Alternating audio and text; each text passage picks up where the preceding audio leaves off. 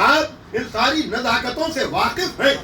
امامت کا رتبہ، امامت کی منزل، امامت کا مقام آپ کے سامنے بتانے کی ضرورت نہیں ہے، لیکن سازشوں کا جواب اللہ اسی طرح سے دیتا ہے جیسے کافر و منافقین سازش کرتے ہیں تو اللہ ان کی سازشوں کا جواب اسی طرح سے دیتا ہے.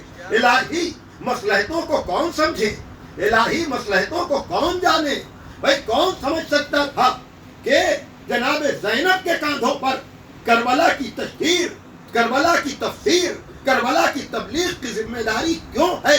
اس لیے کہ مصلحت یہ تھی، بظاہر میں کہہ سکتا ہوں ورنہ میں ادنا سا طالب علم ہوں، لیکن امامت کی موجودگی میں توجہ فرمائیے گا، یعنی چوتھے امام، اس لیے کہ میں کیا کروں، اشعار میرا سہارا بن جاتے ہیں، اس لیے میں یہ بات کہتا ہوں، اور وہ یہ کہ قرآن تیرا سورہ کوثر بھی ضد پہ تھا. قرآن بھائی توجہ فرمائیے گا، میں کیا کروں، میرے سامنے پورا اسلام میرے ذہن میں آ رہا ہے، اس لیے کہ کفار نے جب پیغمبر کو طعنے دیے ہیں کہ ان کے یہاں کوئی اولاد نہیں ہے، اور اولاد ہے بھی تو اولاد ذکور یعنی لڑکوں میں سے کوئی نہیں ہے. بھائی ظاہر سی بات ہے کہ آئلی زندگی کو، ہماری آئلی زندگی قرآن میں اس نزاکت کے ساتھ ڈسکس نہیں ہوگی. بھائی توجہ فرمائیے گا، ہم میں سے کتنے لوگ جو ہیں بے اولاد شادی کے باوجود گزر جاتے ہیں، لیکن کیا سب کی صفائی اللہ دینے آتا ہے کہ ان کو اولاد کیوں نہیں ہو رہی ہے؟